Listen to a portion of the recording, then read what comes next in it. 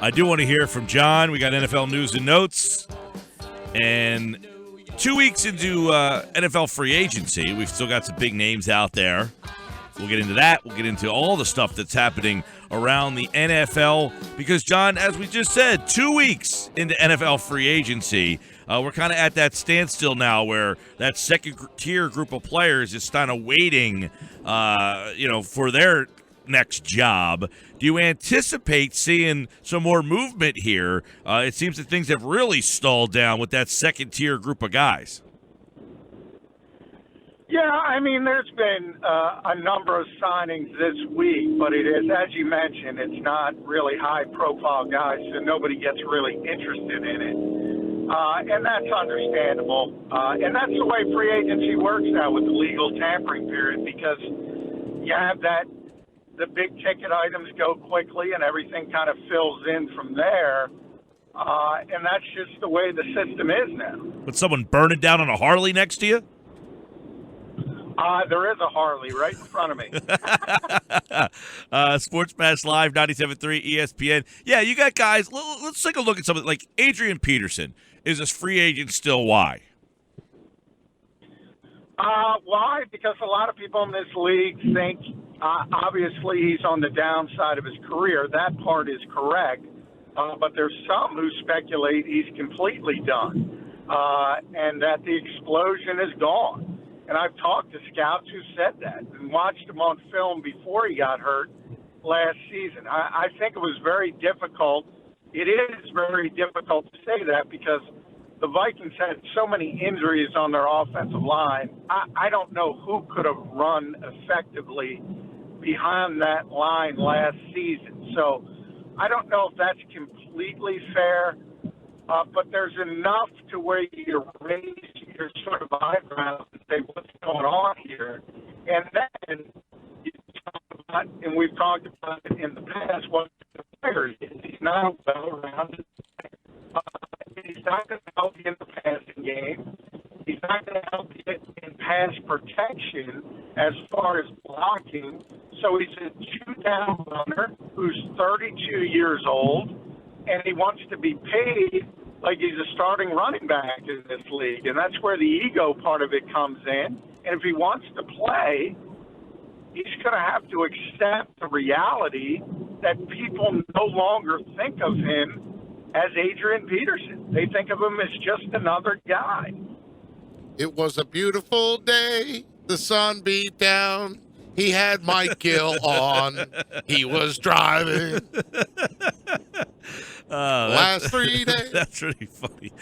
John McMullen's with us here. Johnny Mac were talking 97.3 yes, about NFL free all right. He's our guy. I want to ask, because is there a place for you that you think Peterson's a good fit? There was some talk about the Packers thinking about it. At this point, where do you see a guy like Peterson ending up? Well, I think the Packers were a great fit, and still are for that matter, because they have the quarterback and they can play action where he could be very effective running downhill. The problem is, and that's why the Packers didn't bring him in, is he wants to be paid, as I mentioned, like still a top-tier starting running back in this league, and I'm not sure that's reality. So we talk about it all the time. Jay Cutler's got to go through this sort of mentality, maybe even Colin Kaepernick, and who's even younger, and talk to themselves and say, do you really want to continue to play this game for a significant less than you used to playing for? And it's only something each individual can answer. I'm having a bad connection with John, of course, here on the Sports Patch 97.3 ESPN. He's got Harley. Got the He's NFL got the news and windows notes. down. I mean, come on, Johnny Mac, what you do? What was the second verse of that song? Yeah, the last 3 days, me and John were talking about NFL free agency. We asked why. Running down McMullen. He'll give us the news about Johnny Manziel and everything else you could use. That's not Oakland telling the Raiders come back. bad. You went with Manziel there. He just popped into your head? No, he's in the news today. Johnny Mac wrote about him. Manziel and Sean Payton, are they actually interested in Johnny Manziel? Oh, the Saints. Yeah, I did read that the other day. All right, Johnny Mac's written back with by us. John McMullen. John McMullen, of course, 97.3 ESPN.com. And you can also check out his NFL coverage nationally at FanRag Sports NFL, where he writes about Colin Kaepernick. This has been an interesting topic of conversation, John, when you look at the Kaepernick stuff. Many people think he's been blackballed by the NFL, but, isn't it? It's just 2 weeks into free agency. It's kind of what we talked about. Guys like that, 2 weeks in, there's still time for him to sign. Like, he's not a top-tier guy, but there are people out there that really believe that he's been blackballed by the NFL as punishment. Yeah, I think that's kind of naive, really thinking. And I think it comes to the point where people look at every time you see a backup quarterback signed. Mark Sanchez, for instance, got signed today by the Chicago Bears. And people will say, Colin Kaepernick is better than Mark Sanchez. Why? He's got to be blackballed. Why would you choose Mark Sanchez better than before Colin Kaepernick? But again, it's naive. If you think about what Chicago's trying to do and think about who they signed Mike Glennon. What is Mike Glennon? He's a 6'6" pocket passer.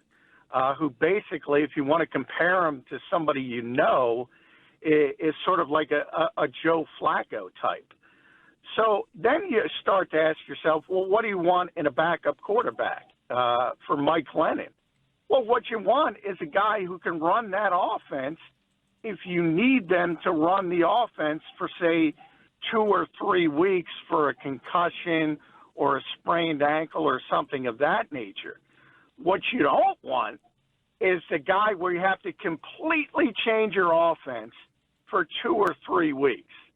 And I think that's the part of it that people don't get.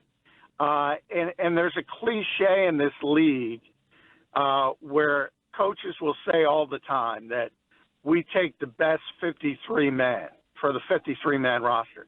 And that's just not true. You have to build a team. If, 6 of your best 53 players are defensive tackles, you're not going to keep 6 defensive tackles. And the example I always give is if you're keeping 5 receivers, your 5th receiver is not going to be the 5th best wideout on your 90-man offseason roster, because if you're the 5th guy, you have to play on special teams. You're not going to play on offense. And so they gravitate towards that. So there's a science to building a roster in the NFL. And unfortunately, because of the way Colin Kaepernick plays, there's not a lot of systems where he's a fit for, especially as a backup. Yeah, so let's say this. If he's still like in the middle of summer, we're getting ready to get to training camp, and he doesn't have a job, what is your take on it then? I mean, should Colin Kaepernick be signed by a team to be a backup quarterback, or at least, competing for a starting job or a backup quarterback somewhere in the NFL? Well, not necessarily, and I'll tell you why. Like, a great fit to me for him would be the backup in Carolina, and Carolina's got some issues with Cam Newton after the news came down earlier this week that he has to have shoulder surgery. He's not going to be ready for the off-season work. So that would be a good place, so right? Me, that would be a very good place, because they wouldn't have to change their entire offense. But they're very comfortable with Derek Anderson, and he's been there for a while as a backup, and we'll see how things work out. If you want to be a starter, if Colin Kaepernick wants to be a starter, his best route is probably to wait for an injury and to sit back and wait till OTAs open up and even training camps maybe. And then if a quarterback goes down and all of a sudden coaches around this league, and this happens at every position, because everybody thinks the kids in the draft are great right now and they're going to be a good fit. And then you get to July and your top quarterback goes down, and you say to yourself, wow, this young kid's not ready. And it could happen at any position, as I said. And then all of a sudden you look at the veteran guys on the market, and that desperation will cause you to sign some players, and they'll get a better contract than even they could get right now. And I think that's probably the best route for not only Colin Kaepernick, but also Jay Cutler, also Adrian Peterson, also Jamal Charles at different positions. They should probably wait until the desperation gets kicked up. John McMullen with us, our Eagles insider, also covers the NFL for FanRagSports.com. And John, the city of Oakland is in the news. All signs are pointing to the Raiders securing at least 24 votes next week to relocate to Las Vegas. But Oakland, oh no, they are not going down without a fight. Can Oakland save their beloved Raiders? Well, it's amazing what deadlines do, because Oakland hasn't done a damn thing for years, and now all of a sudden it's here. And you start to realize, oh, we're not going to have an NFL team. And that's important to certain people. And we've talked a lot about the difficulties of California politically, about the sort of the buzzwords and the catchphrases about subsidizing billionaires. Hey, but guess what? Vegas is ready to do it. And they're ready to take your football team. At this stage, I think it's too late. Very similar to San Diego. And right now, as far as Mark Davis is concerned, it's full steam ahead. He wants to move there.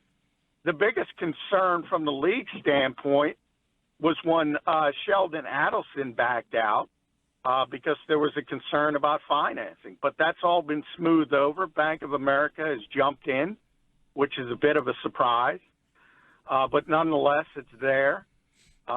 So, hey, Oakland, it's too little, too late, I think. John, you had that article, and I mentioned it a little bit when I was singing a song about you, but Johnny Manziel to the Saints, say it ain't so. What's the story with Johnny Manziel and Saints interest?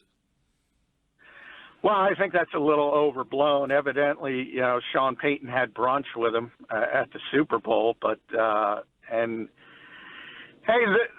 the Saints have to be in the market. They have to start thinking about life after Drew Brees. He's 38 years old. He might be the greatest pure passer of this generation. I mean, the guy, it's amazing what he's done. Just 5,000-year seasons. He was still playing at a high level last year with 37 touchdowns. But it's going to end at some point, and it's best to be proactive in these type of things, because the best case scenario is you want sort of a Brett Favre, Aaron Rodgers-like bridge. It rarely happens. And right now, the Saints don't have a plan.